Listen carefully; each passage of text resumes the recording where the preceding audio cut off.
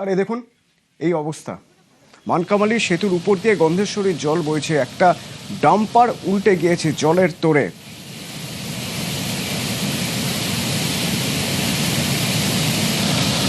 এই ছবি দেখছেন গোপীবল্লভপুরে।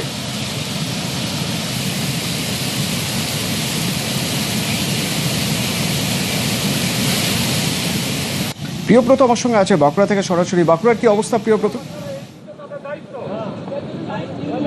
দেখো, গতকাল থেকে যে বৃষ্টিপাত চলছে সে টানা বৃষ্টিপাত কিন্তু এখনো পর্যন্ত চলে আসছে এবং সেই কারণে বাঁকুড়ার যে গন্ধেশ্বরী, দ্বারকেশ্বর সহ বিভিন্ন নদীগুলি রয়েছে সেখানে জলস্তর বাড়ছে। তুমি যেমনটা বলছিলে যে জলস্তর কিন্তু বাড়তে শুরু করেছে এবং সেই কারণে মুকুটমণিপুর জলাধার থেকে 5 কিউসেক করে জল ছাড়া হচ্ছে। এর পাশাপাশি যে মানকালীর যে গন্ধেশ্বরী নদী, সেই গন্ধেশ্বরী নদী দেখানোর চেষ্টা করবো যে গন্ধেশ্বরী নদী কিন্তু যে ব্রিজ মানকালীর সেতু সেটা পুরোপুরি ডুবে রয়েছে এবং দেখা যাচ্ছে যে ডাম্পার একটা সেটা কিন্তু ফেসে গিয়েছে। যে লৌহ আকর্ষণীয় যে বাম্পার যাচ্ছিল সেই ডাম্পার কিন্তু এই মুহূর্তে ফেসে রয়েছে গন্ধেশ্বরী যে মানকালীর ব্রিজ, সেই মানকালী এবং মানকালীর পাশাপাশি উগরাডি, করণডি সহ বিভিন্ন যে গ্রামে প্রায় 40টি গ্রামের মানুষজন যারা প্রতিনিয়ত যোগাযোগ করে বাঁকুড়ার সঙ্গে, সেই যোগাযোগ করতে পারছে না এবং যে জল কিন্তু বেড়েই চলেছে এবং যে পূর্বাভাস সেটা কিন্তু লাল সতর্কতা তুমি জানো গতকাল থেকে দিয়ে রেখেছে জেলা প্রশাসন। এক্ষেত্রে কিন্তু বৃষ্টিপাত চলবে এমনটাই কিন্তু দাবি করা হচ্ছে, যেখানে এখনো পর্যন্ত 24 ঘন্টায় 70 মিলিমিটার পর্যন্ত বৃষ্টিপাত হয়েছে এবং এই বৃষ্টিপাত কিন্তু আগামী কয়েক ঘন্টায় আরও বাড়বে, কেননা যে নিম্নচাপের প্রভাবে এই বৃষ্টিপাত হচ্ছে সেই বৃষ্টিপাত কিন্তু বাড়ার সম্ভাবনা, কেননা এই নিম্নচাপ চলে যাচ্ছে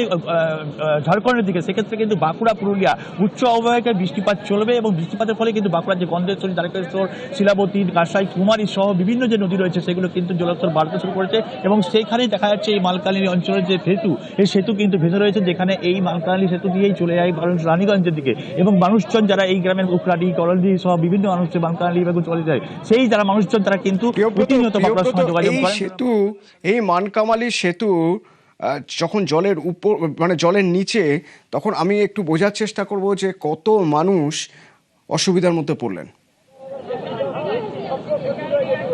দেখো, প্রচুর মানুষ অসুবিধা পড়ছে, কারণ এই 40 থেকে 45 গ্রামের মানুষজন তারা কিন্তু এই মানকালী সেতু দিয়ে প্রতিনিয়ত বাঁকুড়ার দিকে যোগাযোগ রাখেন। কেন, বাঁকুড়ায় যেসব মানুষজন থাকেন তারা কিন্তু এই যে মানকালী দিয়ে উফরাডি, করণডি সহ বিভিন্ন গ্রাম পেরিয়ে কিন্তু যেমনভাবে রানীগঞ্জের দিকে যায়, তেমনভাবে এইসব গ্রামের মানুষজন তারাও কিন্তু বাঁকুড়ার দিকে প্রতিনিয়ত যোগাযোগ রাখেন। তুমি দেখানোর চেষ্টা করো, প্রতিটা গ্রামের মানুষজন কিন্তু এই নদীর চরে চলে এসছে। যেমনভাবে পুলিশ প্রশাসন রয়েছে তারা কিন্তু দেখছেন যে কতক্ষণে এই জলস্তর কমবে, কিন্তু জলস্তর কমার কোনো সন্ধান নেই, কেননা প্রতিনিয়ত জলস্তর বাড়ছে। সেক্ষেত্রে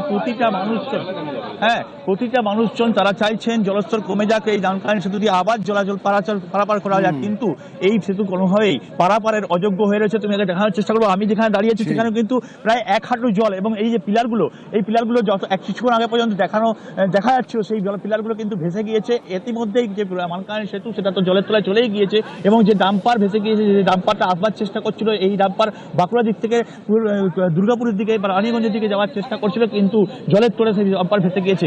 এই মানকালী সেতু বারবার তো চট করে বোঝাই মুশকিল যে এখানে একটা সেতু ছিল বা এখনো আছে, তবে সেটা জলের তলায়।